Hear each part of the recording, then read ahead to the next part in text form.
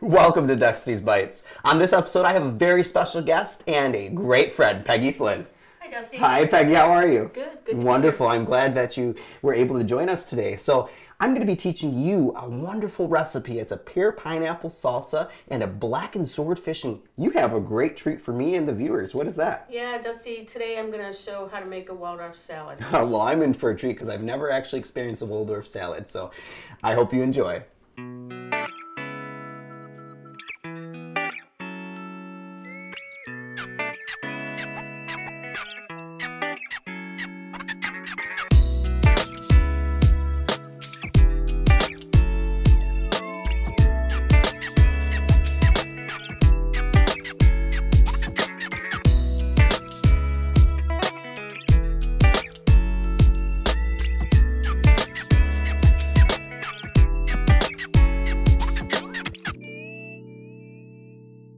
So we're going to begin with our pear pineapple salsa. The pear pineapple salsa is derived from the pineapple mango salsa. It's going to complement your swordfish very well. So we're going to get started off, and we're going to go ahead and start cutting our pears. It's okay to have that skin. We want the skin and the texture. When we quarter chop, we're going to just dice them up, okay? Okay. So this is going to complement your swordfish, and it's going to complement the, kind of cool off the heat from the blackened spices we're going to use today. You use about 3 small to medium pears. Then you're going to use tomato on the vine. You're going to use 3 medium tomatoes. And to do this, we're just going to go ahead and dice up the tomato, okay? Just like you're cutting an onion almost. We're going to take 1 can of pineapple tidbits in 100% pineapple juice. If you want to decore a pineapple yourself and cut it up, you may. I'm going to reserve some of this juice. And then we're going to throw our tidbits in here. And this is real pineapple. And then we're going to save some pineapple also, okay, for the processor. Peggy, you get to have the fun part of this. Yay. If I can have you, add some of the crushed pineapple. All of it or just some? You can go ahead and add all of it there. Okay. Okay, that looks good. Okay. And then let's set that off. And then I'm going to quarter chop these. Go ahead and add them in your food processor.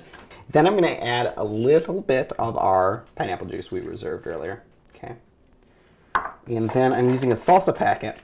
And these are like, these spices are paprika, red pepper, you have some cumin in there, and just gives it the little flavor of traditional salsa.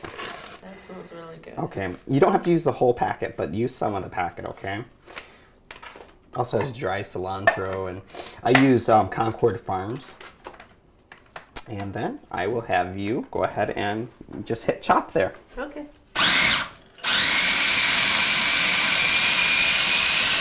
Okay, and we're going to add this to here.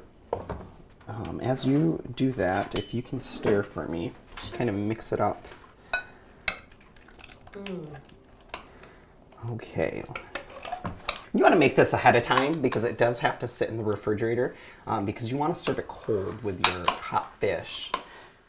And then to emulsify everything, I'm going to go ahead and mash just a little bit with your potato masher.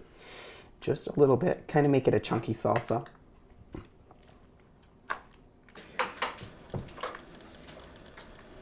Now we're going to move on to the Waldorf salad, because that also has to chill. So let me get this popped right into the fridge, and we will be back.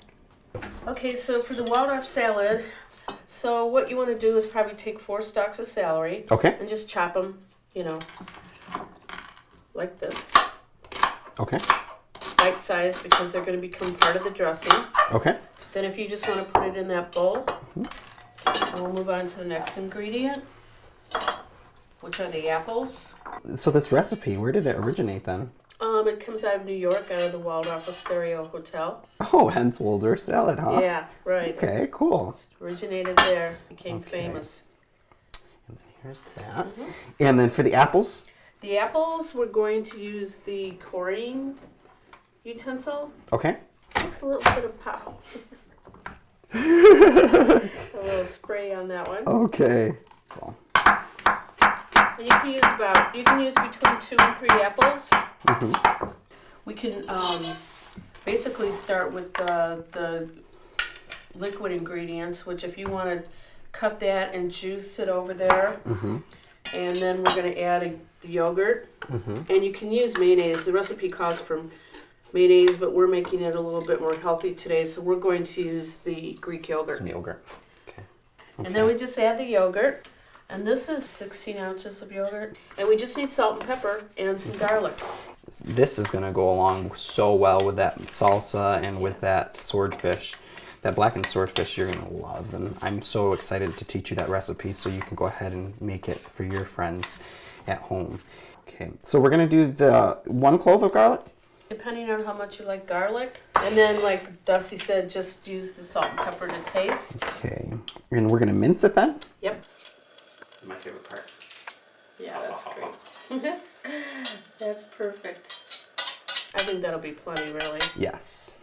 And those flavors are going to be so wonderful.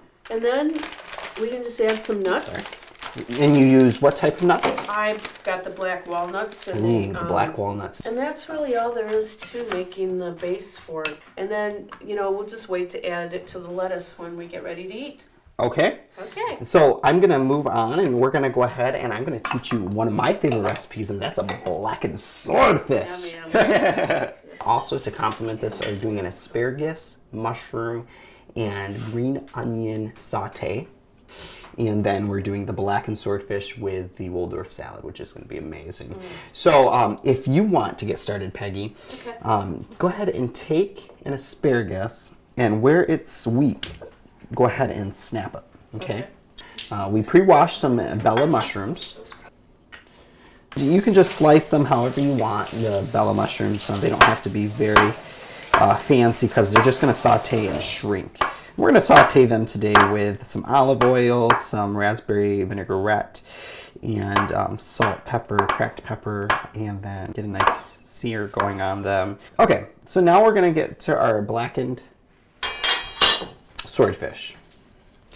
Now, Peg, I have prepared a crushed red pepper, a garlic, parsley, some hickory seed in here, coriander, and in this one we have salt, sea salt, dill, a little bit of garlic salt, onion powder, and if you want to just make just a bed of these, just make a bed of seasoning. Go ahead and throw some olive oil and then massage your fish.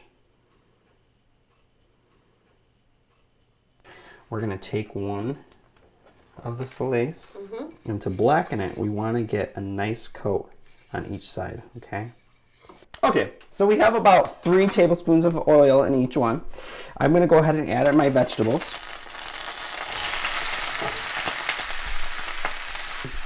And then I'm going to go ahead and give a good sear to my fish.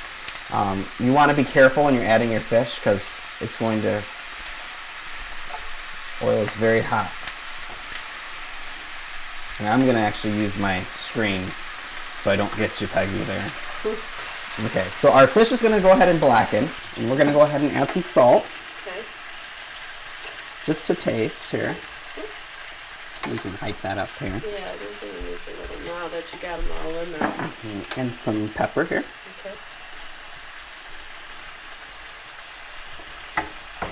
Okay. And then you can add some, we're going to use some Delalo raspberry balsamic vinaigrette dressing. Add about 4 splashes of this. It's going to give that rustic look. Excuse my reach there. I'm going to go ahead and grab some green pepper. And I'm going to go ahead and... Green onion. Yes, excuse me, green onion, yes. Add some to my vegetables here. You want to make sure that this gets a nice crust on each end or each side of the fish. So before you turn it, you want to wait about 4 to 5 minutes on each side to get that blackened seasoned nice crust and flip the other side. You don't have to cook all the way through depending on how you want your fish cooked. You can cook like an ahi tuna, like you're preparing an ahi tuna and do sashimi, but it's really good either way. Now this doesn't need to be covered with Nope. Just let it do its thing here. Okay. So about now you can probably go ahead and turn your swordfish. So we're getting a nice crust on each side.